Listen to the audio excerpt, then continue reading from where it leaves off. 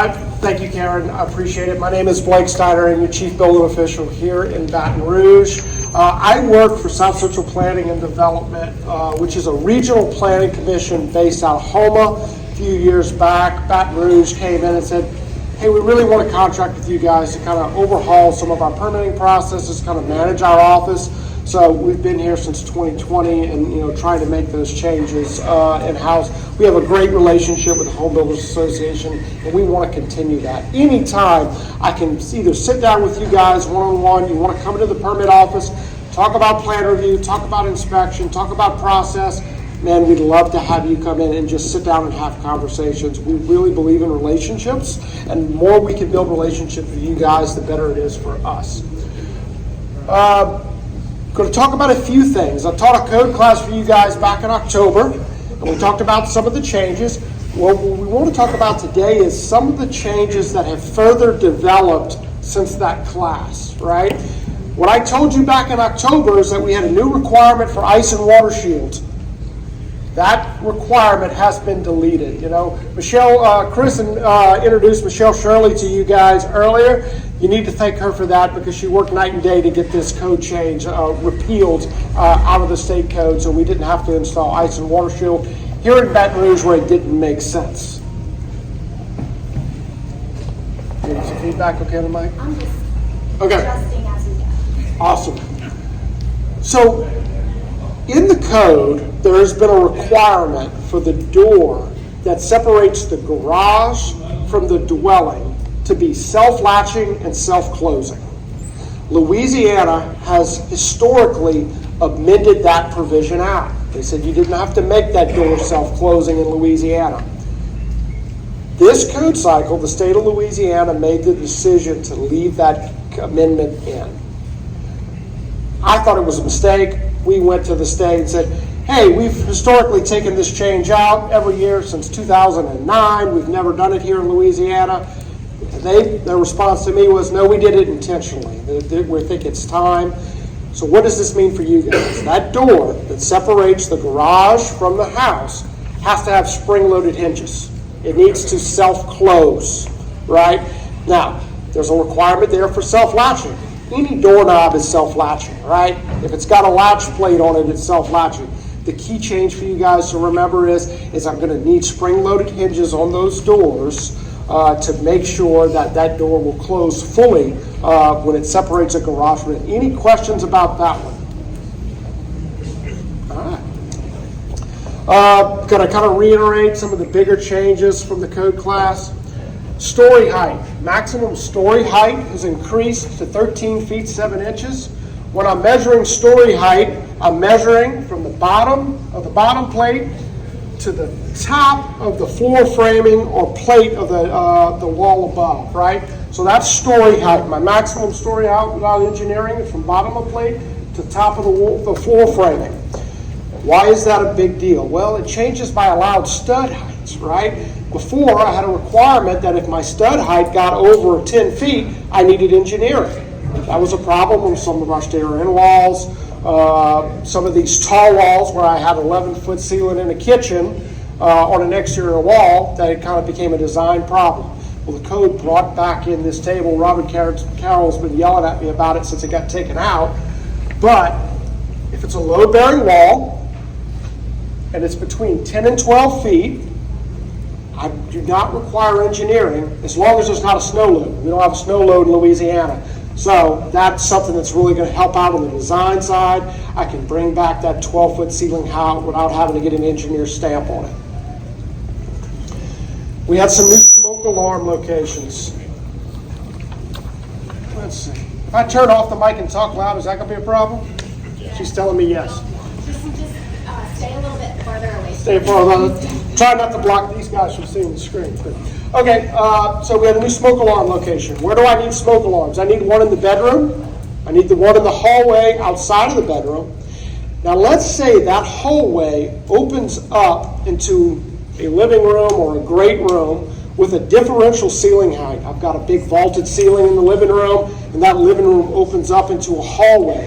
If that ceiling height that serves that hallway is greater than 24 inches, I now need a smoke alarm at the top of that ceiling, right? So that's what everybody wants to see. The top of that great vaulted ceiling in the living room is a smoke alarm at the top, but that is a new location that we have to be looking for.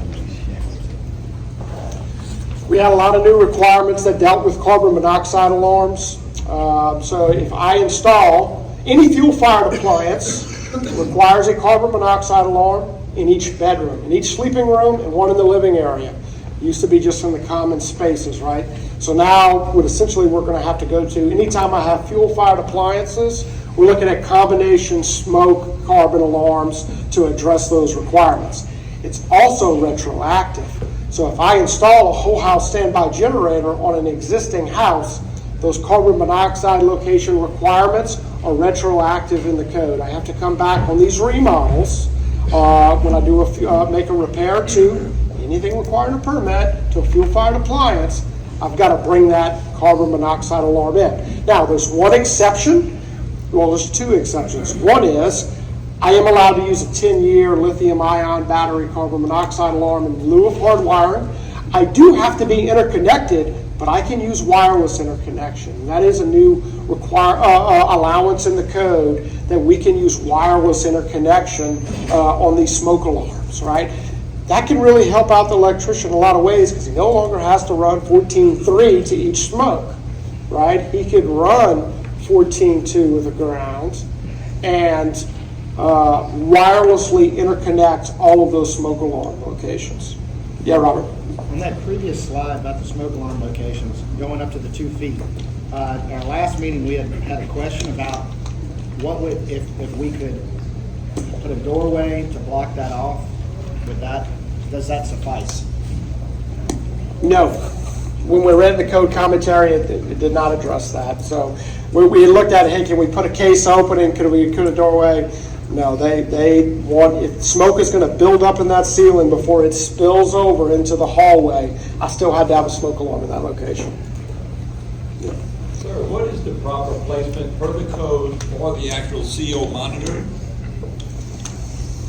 What is the proper, the code says install according to manufacturer specifications. It doesn't give a specific location. So I know what you're going. You're saying is hey, carbon sits at the bottom, right? You know, why am I putting it up at the ceiling? The code is silent on it. It essentially tells you do what the manufacturer of that alarm tells you to do.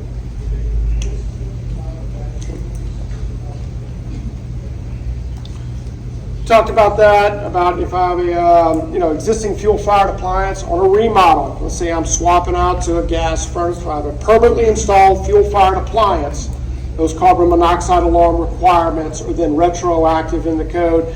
I may not be going into that bedroom, but I still got to go in there and install that carbon monoxide alarm.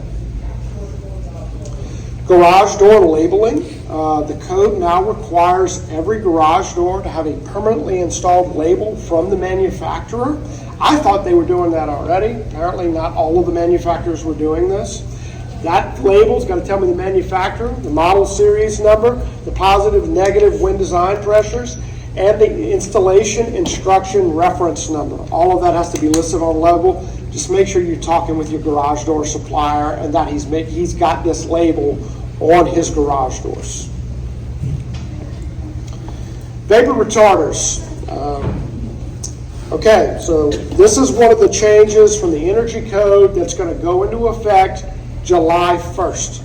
This is not live. Everything else we've talked about so far went into effect January 1st. This particular requirement we're going to start enforcing on July. So basically what it says is I have to have a vapor retardant materials shall be classified in accordance with the table. A vapor retarder shall be provided on the interior side of framed walls of the class indicated in the table, including compliance with, and it gives two other tables, where applicable, right? So that's what it tells me. So I need to know my climate zone, and I need to know what vapor barrier I'm allowed to have on the interior side of a wall. So this is the table. It tells me what is a class 1, 2, or 3 vapor barrier, right? So a class 1 is, a fallback foam board. It's a class 1 vapor barrier. Class 2 is craft paper insulation. So bad insulation with the craft paper on, that's a class 2 vapor barrier. Class 3 would be a latex paint, right? That's a Class 3 vapor barrier. When I go to the table referenced, it tells me in climate zones 1 and 2, I am not allowed to have a Class 1 or Class 2 vapor barrier. Why is that a big? Well, that means that craft face paper, bad insulation, can't be on the interior side of that framed wall. I've got to turn the insulation around backwards in the wall cavity. That craft paper has to face the exterior wall. All right? Does that make sense? Do we understand that one? Because that's one that's going to really, I think a lot of guys are going to miss on the insulation inspection starting July 1st. You good there? So that's just a picture. That's no longer allowed. When we come do the energy inspection, if we see the craft paper, that's one where we're going to be in a situation where we've got to go flip that insulation backwards in the wall cavity. Had a new requirement that anytime a factory-built chimney passes through an insulated assembly, so when I pass through the ceiling assembly, I have to have a chimney insulation shield. The manufacturers do have them. They're out. I'm a little concerned about some supply chain issues. So we need to be making sure we're talking about this when we're ordering material, when we're ordering the fireboxes. Need to make sure that we can get that chimney insulation shield. Yeah, Rusty? You can back up just for a second. Yep. The vapor retarder, as long as I'm painting my walls inside the house, I'm good to go. If you paint your walls inside the house and don't have the craft paste paper facing the interior wall, you're fine. So you paint your house with latex paint, so that's a Class 3 vapor retarder, you're fine. The key point is the insulation can't face the inside. It's got to face the outside. So completely opposite of what we've been told for the last Exactly, completely opposite. We used to be told warm in the winter, right? Right, so all of that study was never done in hot and humid climates. It was all done up north, which have that philosophy, you want your vapor barrier on the warm side in the winter. Now we've got some things we've got to change on. Yeah, Robert? Chimney flash and shield only applies to fireplaces, right? Factory-built fireplaces passing through an insulated assembly, yes. Factory-built, it does, the code does specifically say factory-built chimneys. Got it. Yep. Oh, I'm going the wrong way.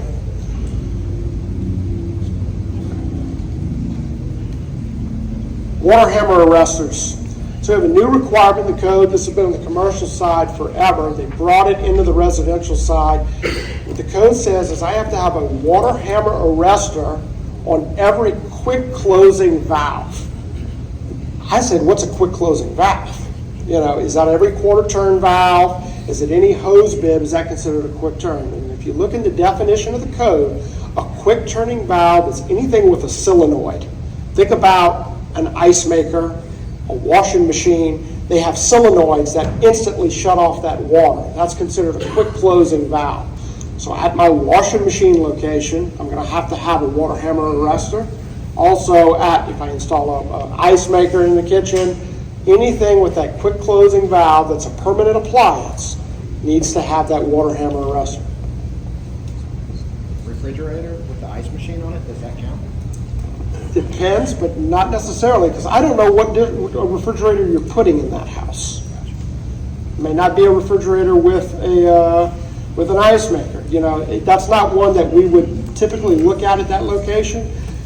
Really, the only two that I've found, and I won't say those are the only ones, because I'm sure there's something out there that I'm not thinking of. I'm not thinking about the refrigerator location. I am thinking about the permanent commercial, well, I say commercial, the ice maker under the cabinet or the washing machine location. What about a dishwasher? Yes. I'd really get help on that one. But yeah.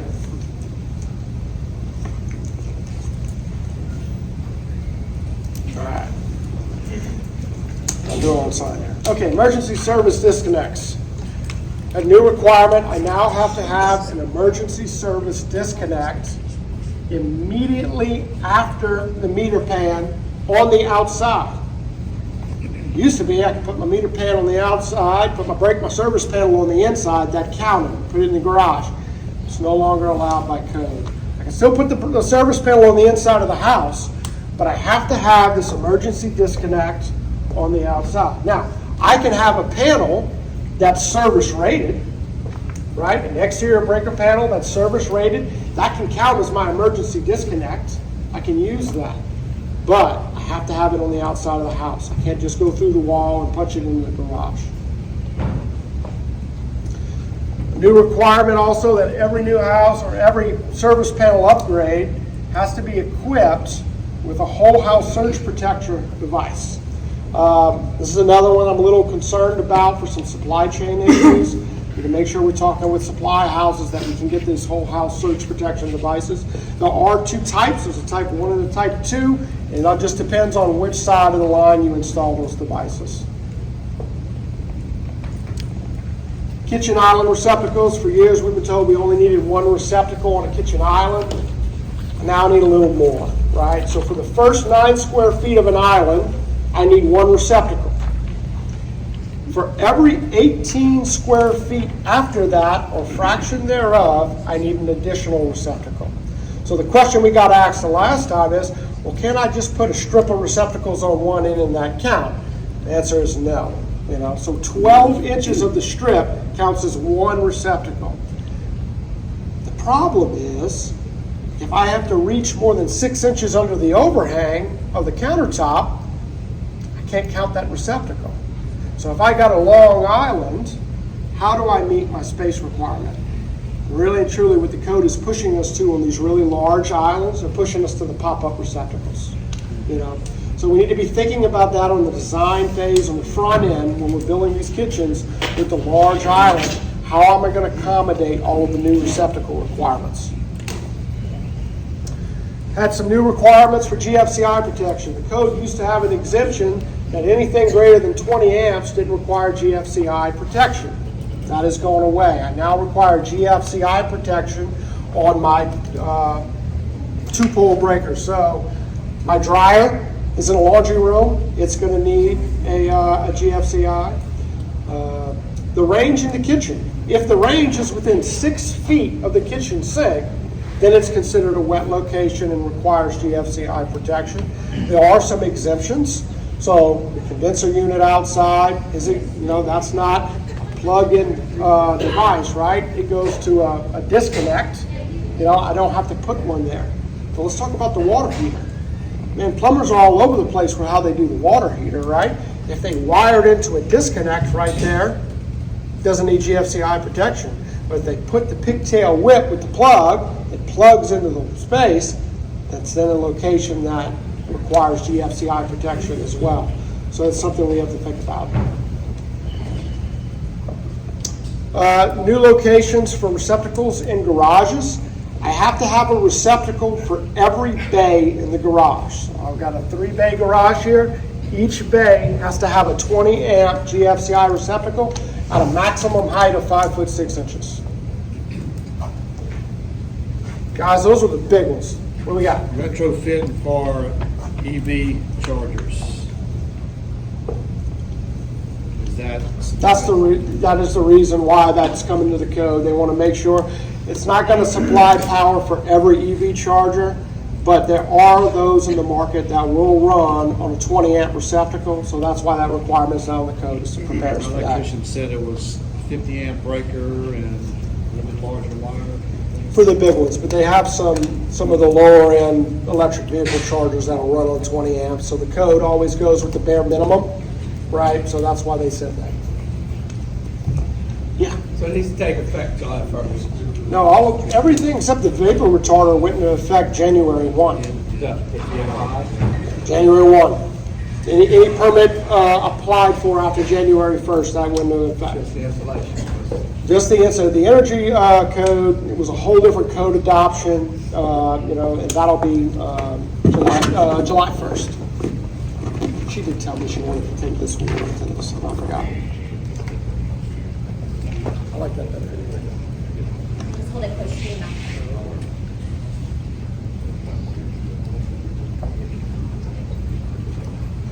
Yeah, Robert?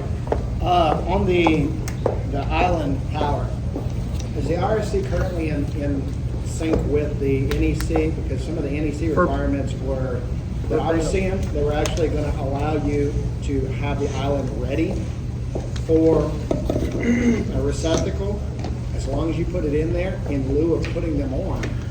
So the ICC does not have a code adoption committee. What ICC does is they have an agreement with NFPA to basically plagiarize the NEC into the IRC. It's the exact same language in the IRC. So I'm not sure it's the specific provision you're talking about. We may have to It may look be into more that. recent. Maybe it's something that's proposed. My electrician sent it to me the other day. It may be something that's going to come out in the 2022 or I mean the 2023. Yeah, Hey, I Rusty. think that's something we need to really kind of work out, because that makes no sense. Put an open outlet on a countertop or an island. And when it doesn't meet the same restrictions for the rest of the kitchen or anyplace else in the house. It makes no sense. Right, and so those pop-up receptacles are supposed to have, a rating for that thing. Right, but- yeah, I looked at it at the show a couple months ago. No, we gotta figure out something. I put them on either end. Okay. And most islands, I think you will be able to get there by putting it on either end. It's gonna be the really long ones, so you're gonna have trouble with some of those positions.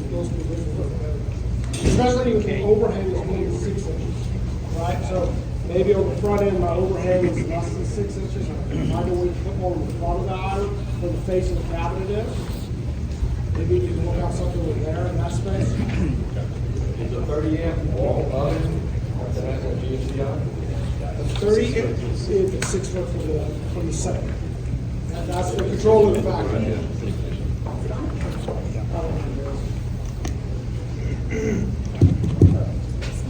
Speak loud, okay. So the question was, is there a 30 amp wall outlet for a wall range or wall oven require GFCI protection? The answer is yes, if it's within 6 feet of the sink, right? If I'm within 6 feet of the sink, it does require GFCI protection.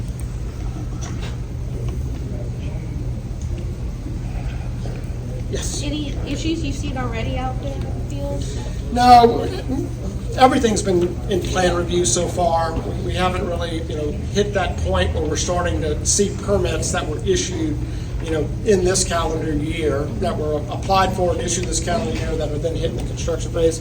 I hope to do this again, in May, where we can kind of say, okay, we've had a few months where we've been doing this. This is kind of some of the things that we see in the field. And what I'm hoping that I'm going to say is, hey, these are some creative solutions that we've seen that have come out, and this is some things that you guys can do. That's what I'm hoping to do in May, but we'll have to see what happens between now and then.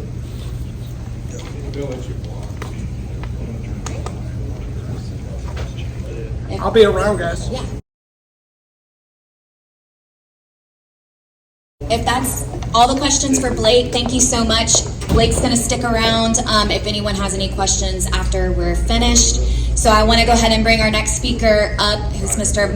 Michael LeBas with HOUSETIPS, and he's going to speak on some house framing tips today.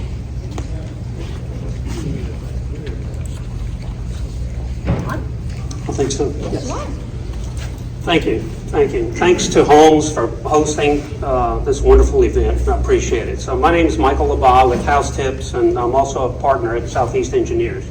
Where's the clicker? So today's presentation is about some of the things we see on framing issues in some of the buildings, working with the code. I've got some references here that are in the code that are common construction practices that really don't work effectively. So just want to introduce some of those topics to you.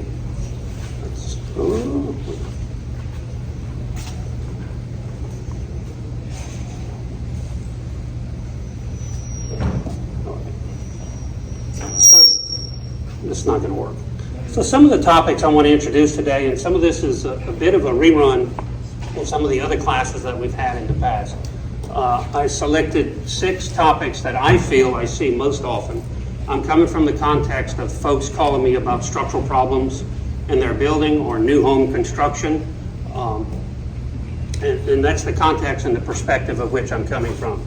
So the first one we're going to talk about is effective ridge bracing. Let's see if I can everyone see this? Okay, I can't, but so this excerpt is right out of the code, the 2021 code, about how to brace the ridge. I'm going to try to get here. The part I am wanted to talk about is some where the ceiling joists and the rafters. Thank you. Okay. Do not provide continuous ties across the structure. So think from out of wall to out of wall. We need continuous tie and connection. Okay?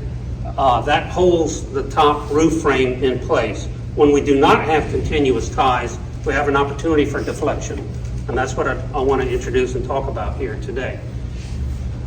This sequencing says that if you do not have a continuous tie, then that ridge board needs to be a beam. It needs to be self-supporting. Or we need to brace it to a wall or a load-bearing partition within the house. What we're trying to do in this element of the presentation is to manage the thrust on the outside of the walls, because the ridge will deflect in a high wind event. Common practice is to bring the rafters up, tie it into a 2x10, depending on your roof pitch, and we just move on. And that's not always sufficient, depending on the geometry of the building and the different roof breaks that we have. So it's an element in the design. Designers, raise your hands. Okay, we need to be focused on those kinds of things and how we keep the structure connected from a horizontal standpoint and allow the ridge to be effective. So this is just an excerpt and an example that I took out of some of the other presentations. I'm going to try to sneak over here without this. So my concern is from this wall to the far wall, keeping this element in place, the lateral bracing in place. In this presentation here, we can see the joists are running parallel with the wall system, right? So if we get loading from the rafters, we can put thrust on this corner. Do you understand what I'm talking about? Pushing the wall out? Yes? No? This rafter system can put pressure on this corner and make this wall system deflect outward if we don't have it connected and tied together. One of the really common circumstances that I see this misbehavior go on is on vaulted ceilings. If you have a den or bathroom, or it just depends on how elaborate the house is, but with vaulted ceilings really creates a problem because we don't have lateral bracing. The ceiling joists are not installed. So if you're renovating or designing a new house, you need to focus on this aspect of it and get it locked up. Does everybody understand what I'm trying to say here? Another element that I see often is what I call acute angle bracing. All right, acute angle, less than 90 degrees. Please don't yell. That's this brace right here. Does everyone see that? Can you guys see it? So when the brace is coming in from a lateral brace into the system, many times the brace is at an acute angle here, back because that's where the wall is, right? And what happens with that I see is it creates stress on the wall systems and creates thrust. So what do? You get wall cracks. I'm sure the builders get phone calls. My new house, I've got cracks coming in, and it's because in this circumstance, this brace here really needs to be angled out the other way. You understand what I'm saying? Yeah. It happens often. So what's the quickest way, or maybe the easiest way to manage that? Because keep in mind, you've probably got a big open den or big open floor plan. You probably have to drop a beam in that area and put a brace coming back this way to a beam. You understand? So we can get some counter forces pushing. Otherwise, it's just going to rotate. The whole roof system is just going to rotate downward. So Mike, very common. Are you saying put one opposite what you have there, or just in addition to what's already there? I think, Rusty, this one is a bit redundant. It helps you vertically, but in a wind event, pushing into the face of this roof system, if there's a gable wall on the back side of this, you really need that diagonal brace. So in this circumstance, I would put a diagonal brace, and it handles both vertical and lateral. I think this is not helping you in any lateral forces or wind loads coming in. Not helping you much, I'll say that. Does that make sense? Any other questions? This is very, very common. Sorry, building guy. But it happens, so. Okay, the next topic I want to bring up is multiply beams. LVLs, double 2x12s, double, triple, quadruple, anything that you have here. I'm going to talk about the fastening system, which often they're not installed properly. All right, and I'll show you some examples of what happens when that occurs. So we also need to consider on these multiply beams. Does everybody know what I'm talking about? When you marry two LVLs together or two 2x4s and you make the beam, they have to be fastened properly. They also need to be braced for lateral support because they can actually deflect in a horizontal fashion. And the last thing is loading. Well, it's pretty straightforward. Loading all the plies. If you're dropping a vertical brace from the roof, load all the plies, not just one or two, because it creates separation between the plies. So this is an example of a multiply. It's an LVL where, I don't know if you can see it, and I know it's really small when you print out, but we have a fastener here, here, and here. Nothing in the top part of the LVL. I would bet a $100 bill that's not how the manufacturer told you to fasten that beam. Okay, so really focus when your framing crew is going through, go back, take some time at the end of the day and go check on these types of things.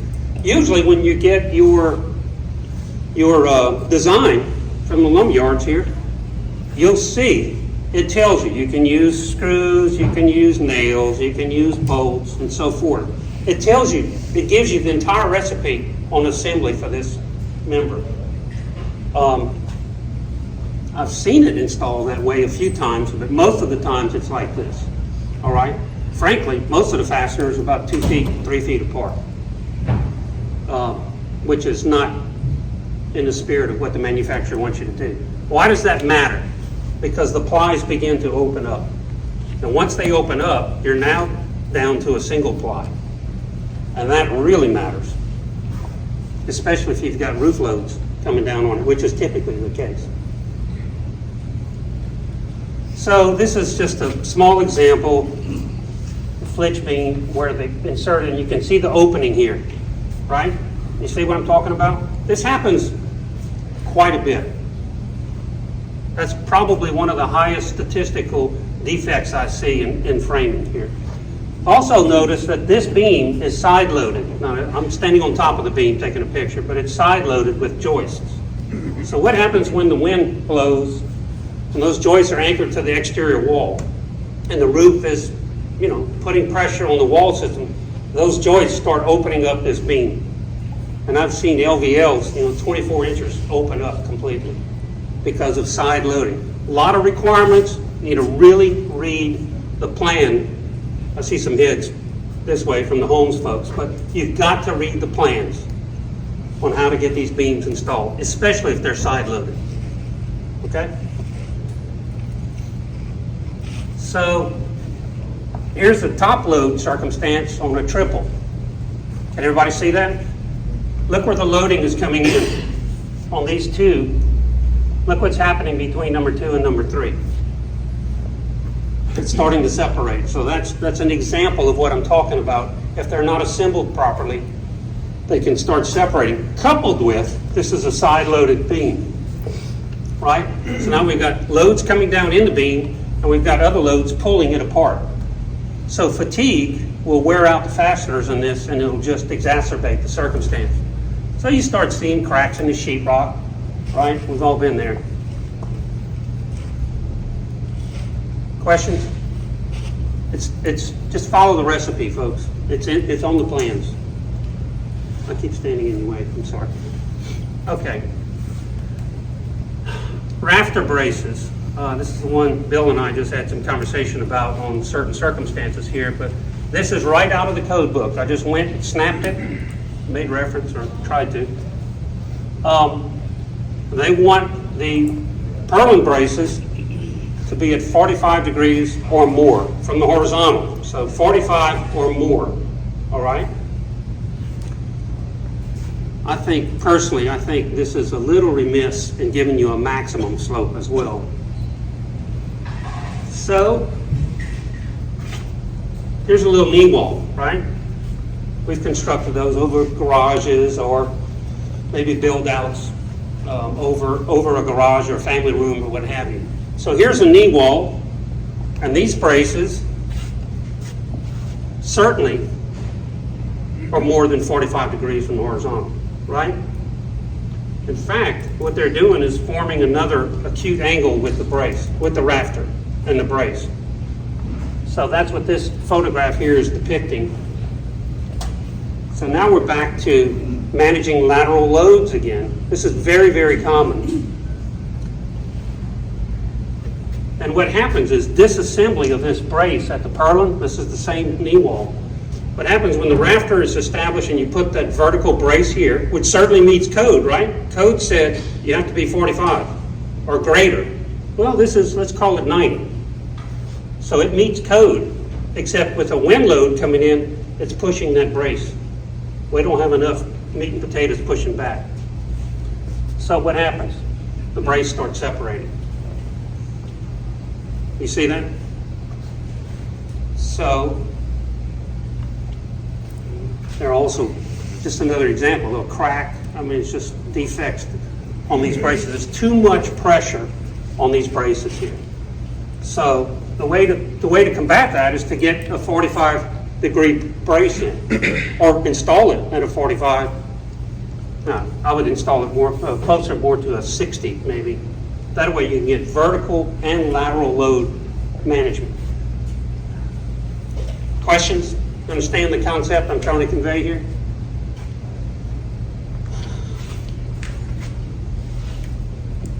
Okay, high-pitched roof assemblies. I've got a photograph, but this is, again, the code abstract and the photograph. Let me just get to it. So this is what I call a high-pitched roof assembly. So let's pick a 16 on 12, 18 on 12. You follow what I'm saying? By code, this is compliant. What does code tell you? You have to brace that rafter, what, 11 feet? I don't know what is it. On a southern yellow pine. You can go 11 feet or thereabouts, maybe 12 feet. Whatever it is, it's a nominal amount before you have to put a purlin, right? Well, this high-pitched roof is just, in my opinion, a big sail. When the wind blows on it, it pumps and it moves around, putting stress on the top of the wall, cracks in the brick, cracks on sheetrock and what have you. So it's really, although this meets the code, I think the code is absent of addressing this issue. So if you're a designer, I would suggest you show a framing plan that puts a purlin and some back braces in. And if you're a contractor, you need to recognize this circumstance and get it braced. You wouldn't believe how much it'll tighten up that roof. But usually those diaphragms, you can just go push on them and the whole roof system will move, literally move. So, again, absent from the code, but I think important. Roof pitch brakes. Everybody understand what I'm talking about? You're coming down at an 8 on 12, and then before you get to the wall plate, you kick out at a 4 on 12, or whatever that may be. That's what I'm calling a pitch brake in the open field of the roof.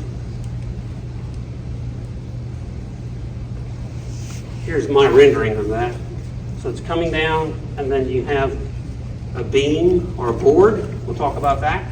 And then it kicks back out, right? More times than not, these braces are dropped to the ceiling joists, and that's a flag, right? No roof loading, unless the ceiling joists are designed for it. No roof load goes onto the ceiling diaphragm, again, unless it's designed.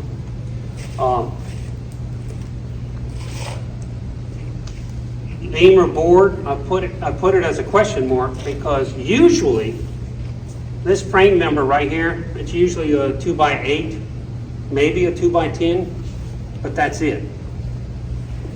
I have a huge problem about it. Bill and I talked about it. This really needs to be a beam.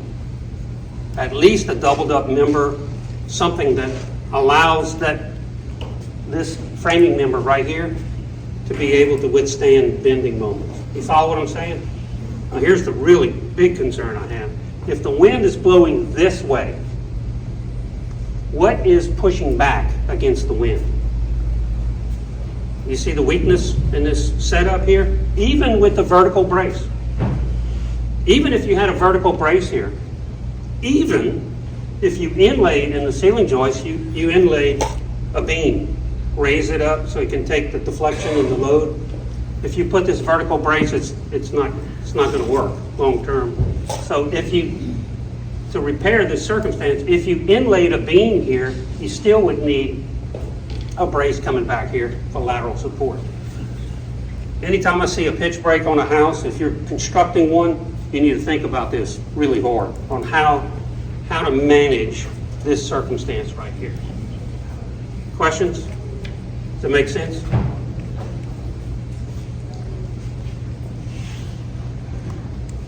And this is an actual photograph of one of the circumstances that I saw. And here's the vertical brace. I see it often. This is the clearest picture I had. But I would leave this and get some back bracing coming in here so we can combat that thrust. Okay, the last topic I had was deflections and walls. There's some text here about how to manage that. Really, the deflection in walls, they're characterized by nail pops. So if you're walking in one of your houses or you're getting ready to do a remodel and you walk around and you see nail pops, I guess everybody's familiar with that term, the little dimples, bumps coming out of the wall. That's usually, my opinion here, is that the wall system and the roof and ceiling system are bending and it's working the fastener, be a screw or a nail, it's working it back out of the wall. So the real deflection in the walls comes from the roof frame above. That's usually how it happens. Horizontal cracks and cracks at the walls and the ceilings, that's all related to the wall performance, either moving out or in or buckling, depending on the geometry of the building.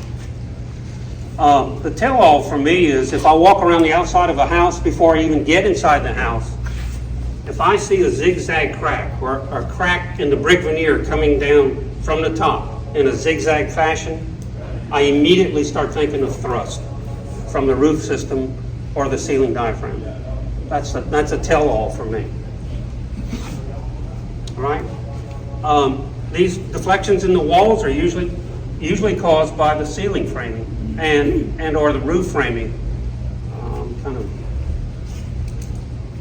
And that needs to be managed similar to the ways that we talked about it earlier. All right, managing those loads and be able to stop the lateral displacement in the wall system.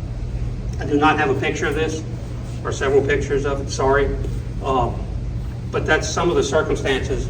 Now, tall walls we talked about. You change the plate height from Stud height's got to increase to 12 feet. right. Now, another thing that I see too in wall deflection is stairways on exterior walls. Big problem. I think we've moved to balloon frame all the way up now, as opposed to stacked plate heights. I've just seen it too many times, especially if that stairwell is on the corner of your building. Really, really need to look at that. Because there's a lot of play that goes in, and you're eliminating all your lateral bracing when you put this clear story stairwell in. You don't have enough material to combat the torsion that happens when the loads are applied. So I would check that in your plans when you're getting ready to construct it. Just sit down when you're doing your review and look for those types of things. So, any questions? I just kind of recap these things. do quite a few tall wall, what we call tall wall analysis, basically encompasses what we're talking about right here. I'm not promoting it, I'm just saying just focus on that in your plans. So, how do we manage thrust in wall systems? A long wall that does not have lateral walls coming into it, that whole wall system wants to bend out under loading. Oh, sorry, Robert? Quick question. When you were talking about the deflection in the walls, and you said it's coming from the thrust, I'm assuming you're talking about basically you're bracing to your ceiling joist and it's causing a flexure of the walls when that assembly pivots? That's one way. Okay. There's another way that on the other side of the building, I'm just going to try to talk through this. If you have winds being applied, those forces come all the way through the building, okay? And your wall's here, and it's always the last man standing has to do the work. And if those forces are relayed through the top of your roof system, whether it's braced down to your ceiling diaphragm or not, okay? Even if it's done right, if this is a wall is a long wall, it can still get some thrust outward. So walls can deflect vertically and horizontally. Okay, and the horizontal deflection is, I want you to consider, whatever your own construction experiences are, a wall of maybe, I'm just taking a nominal 40 feet, all right? And you do not have walls coming into it. So it's a straight run. Let's picture the dining room, the den, and the kitchen. And it's all one long wall.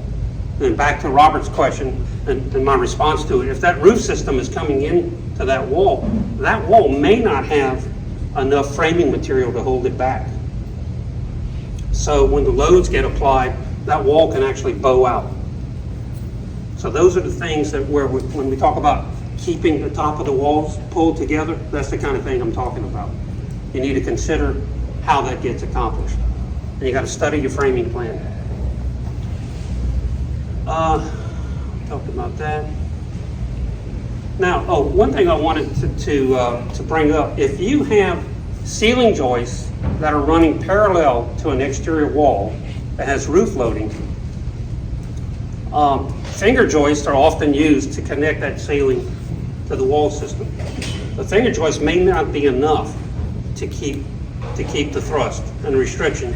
You may need to consider blocking 6 or 8 feet of those ceiling joists and run strong backs and tie the rafter into that ceiling diaphragm with some blocking. That'll help keep it rigid. So,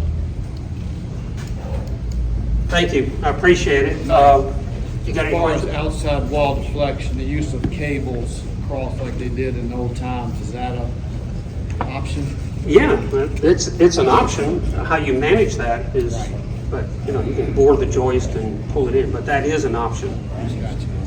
So, any other questions? Okay, thank you.